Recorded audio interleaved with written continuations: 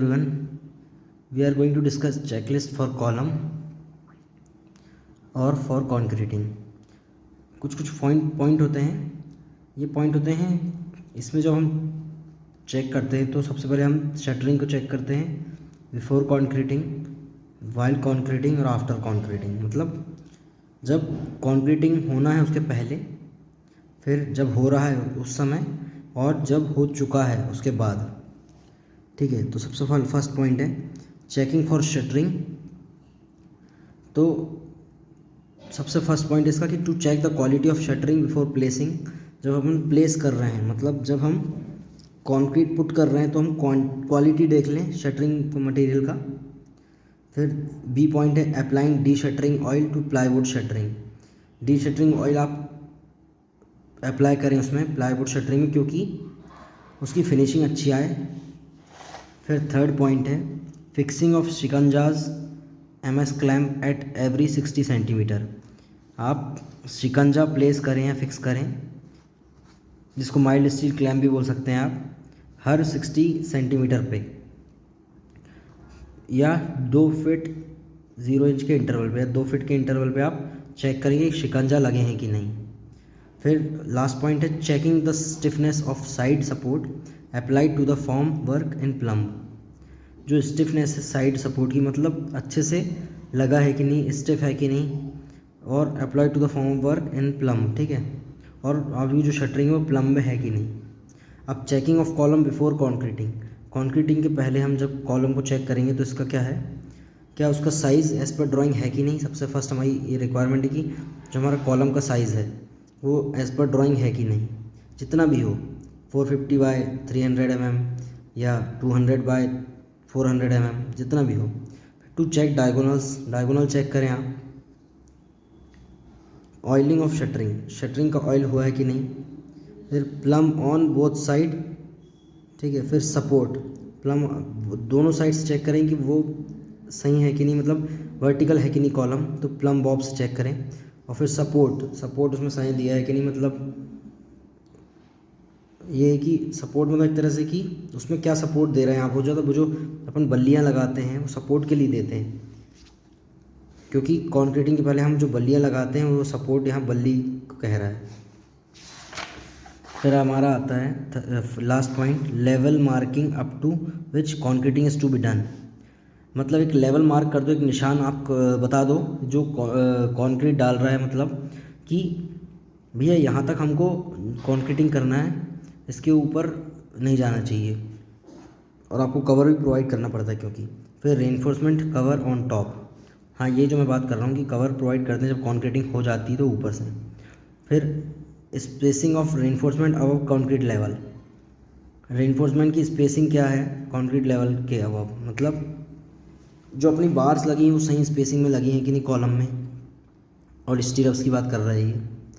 फिर sufficient lap length, जो एक कॉलम से दूसरे कॉलम जब वो होता है तो वो लैप लेंथ जो है हमारी वो सही है कि नहीं, वो भी चेक करना है। फिर proper filling of gaps from outside with soil paste. हाँ, अब जो हम जब शटरिंग लगा देते हैं, मटेरियल फॉर्म वर्क लगा देते हैं, तो हमारे कुछ कुछ गैप्स बच जाते हैं, तो उनमें हम उसको अच्छे से हम फिल करते हैं, चाहे वो लकड़ी के टुकड़े से या किसी से भी पेस्ट से हम वो करते हैं, फिल करते हैं, लेकिन वो फिल होना चाहिए अच्छे से। अब ये है checking of column while concreting. जब हम कॉन्क्रीटिंग कर रहे हैं तो उस समय ड्यूरिंग कॉन्क्रीटिंग हमको क्या ध्यान रखना है। सबसे पहले to check the quality of material.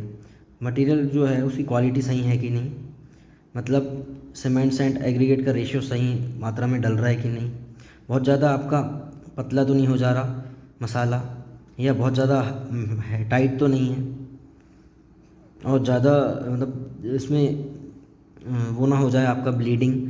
तो ये देखें आप कि बहुत रेशियो आपका जैसे M20 है तो रेशियो आपका उस हिसाब से चलना चाहिए।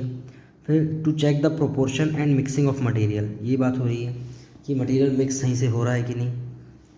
RMC मिक्सर में होना चाहिए, ट्रांजिट मिक्सचर में होना चाहिए। To ensure that 6 cubes moulds are kept ready to cast cubes from different batches.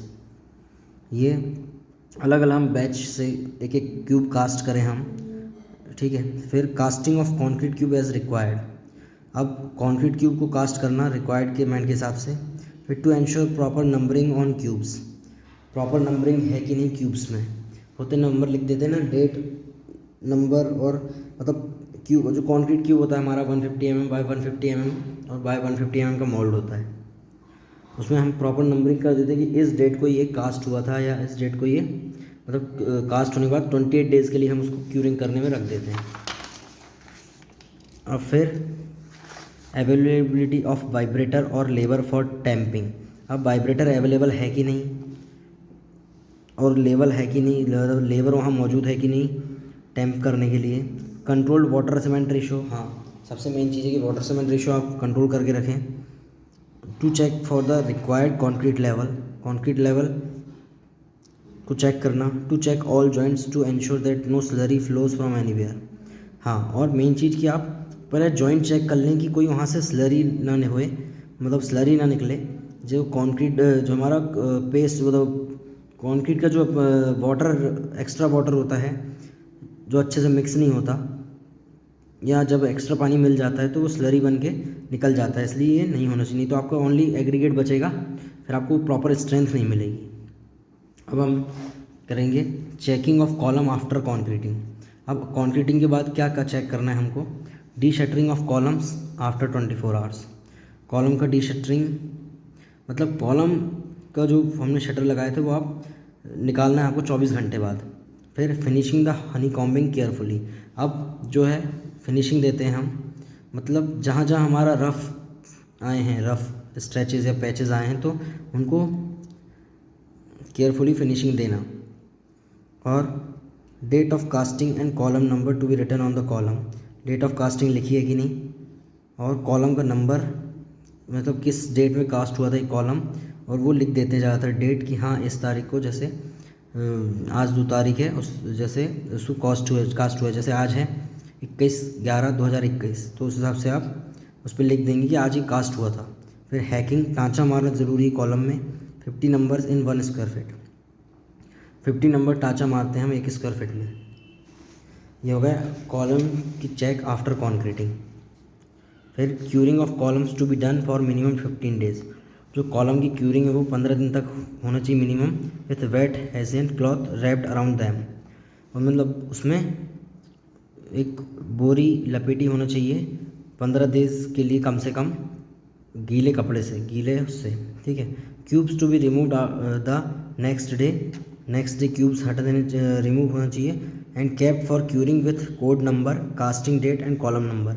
अभी कॉन्क्रीट क्यूब की बात कर रहा है कि अगले दिन हम क्यूरिंग के लिए भेज दें क्यूब को, और कोड नंबर के साथ, कास्टिंग डेट के साथ और कॉलम नंबर के साथ। फिर testing of cubes on due dates, that is after 7 and 28 days. अब आप टेस्ट करते रहें क्यूब की कंप्रेसिव स्ट्रेंथ को, जो कि न्यूटन पर mm स्क्वायर में होती है, 7 दिन या 28 दिन बाद, ठीक है। ये सब चीज़ आफ्टर कॉन्क्रीटिंग की बात है। फिर to submit all the report to higher authorities. अब फाइनली जो रिज़ल्ट मिला आपको, आप वो फाइनल अथॉरिटी को सबमिट कर दें। Thanks for watching. Keep supporting guys.